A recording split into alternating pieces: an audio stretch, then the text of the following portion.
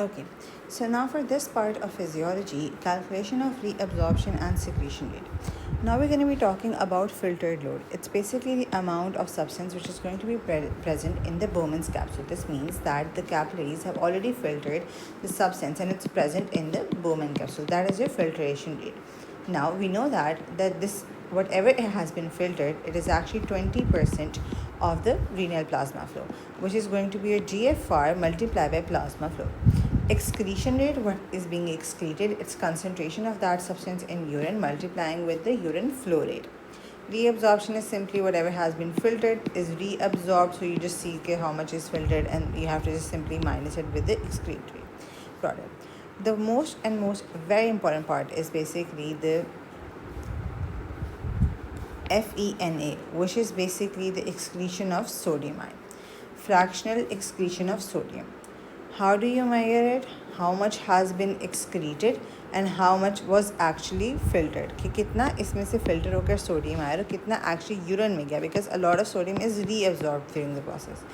अगर तो आपके पास ये कम आता है, less than 1 आता है, इसका मतलब ये है कि रीनल ब्लड फ्लो ही कम था, मतलब किडनी के पास ब्लड फ्लो ही कम था, पीछे से ही सोडियम कम आया, तो इसलिए इसका जो फ्रैक्शनल एक्सक्रीशन ऑफ सोडियम है वो कम है, and that is basically pre renal state. इसे प्री रीनल किडनी डिजीज़ भी कहते हैं. Whenever now we're talking about higher FeNA, मतलब कि ज़्यादा अमाउंट ऑफ आपके पास सोडियम एक्सक्रीट होगी, इसका मतलब है कि ट्यूब्यूल्स में कोई मसला है कि वो रीअब्जॉर्ब ही नहीं करे. इसका मतलब क्या हुआ? लो का मतलब ये है कि आपके पास ब्लड फ्लो कम था, ये प्री रीनल स्टेट है कि किडनी के पास पीछे से ब्लड नहीं आ रहा. हायर FeNA का मतलब है कि आपके पास किडनी उसे रीअब्जॉर्ब नहीं करी. क्यों? क्योंकि आपके ट्यूबुलर डिफेक्ट है. अब इसमें कुछ इंपॉर्टेंट एक्सेप्शंस भी हम पैथोलॉजी में डिस्कस करेंगे. This is very very important and the most easiest topic ever. How it is basically कि आपके पास सबसे पहले आपको पता होना चाहिए थ्रेशोल्ड ऑफ ग्लूकोज क्या होता है. Threshold of glucose is the plasma glucose level at which the glucose is going to first start appearing in the urine and called as renal threshold. जिस लेवल ऑफ ग्लूकोज पे urine मतलब urine के अंदर glucose आना शुरू होगी वो threshold है, which is what 200 milligram per decilitre. 60 to 120 आपके पास नॉर्मल मिलीग्राम पर डेसीलीटर होती है. कंप्लीटली रीअब्जॉर्प्शन इसकी सारी की सारी प्रॉक्सिमल ट्यूब्यूल में हो जाती है. क्यों? वहाँ पे सोडियम ग्लूकोज ट्रांसपोर्टर पड़े होते हैं. ठीक है. अब 375 TM क्या होता है? It's basically the level of glucose 375 milligram पर मिनट, जिसमें सारे के सारे ट्रांसपोर्टर्स जो होते हैं वो ऑलरेडी ग्लूकोज को रीअब्जॉर्ब कर लेते हैं.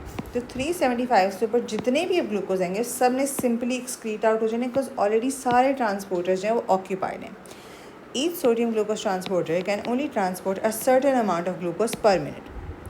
When all transporters are working at their maximum capacity, you have reached the transport maximum. TM क्या था? Transport maximum. इससे ज़्यादा maximum वो transport नहीं कर सकता. In normal pregnancy, when a woman is pregnant, उनका GFR level जो होता है वो बढ़ जाता है. Why? Because plasma volume बढ़ जाता है, रीनल ब्लड फ्लो बढ़ जाती है, तो GFR ओवरऑल कम हो जाता है. अब उसमें नॉर्मली बॉडी में हमारा threshold is 200 milligram per decilitre, but in pregnancy urine में 200 मिलीग्राम रीच करने से पहले ही ग्लूकोज आना शुरू हो जाती है. तो उसमें आप कहते हैं कि ये जेस्टेशनल डायबिटीज़ है. और कभी कभार इट्स ऑल्सो नॉर्मल, तो कुछ कभी कभार इनिशियल फेजेस में it's physiological as well according to the pregnancy I'm talking. Then there's going to be sodium glucose transporter blocker, which is going to be like flozin medications, empagliflozin, dapagliflozin. They actually block it. आपके पास वो सारा का जो urine के अंदर glucose आ जाती है, ये डायबिटीज़ टाइप 2 की ट्रीटमेंट के लिए यूज़ होता है. अब स्प्ले फिनोमेना क्या होता है? स्प्ले फिनोमेना क्या होता है कि जितने भी हमारे पास नेफ्रॉन्स हैं, इसका मतलब ये तो नहीं है ना कि all of them are gonna be reaching to their maximum capacity at once. Okay, यहाँ से पहले हम रीड करते हैं. You may think glucosuria should start when TM has reach which is transport maximum के 375 के बाद होता है, बट वो हमारे पास 200 मिलीग्राम पे क्यों आना शुरू हो जाती है? उसकी रीज़न ये होती है कि not every nephron is going to be identical. Some will have transporters that will become saturated a little earlier.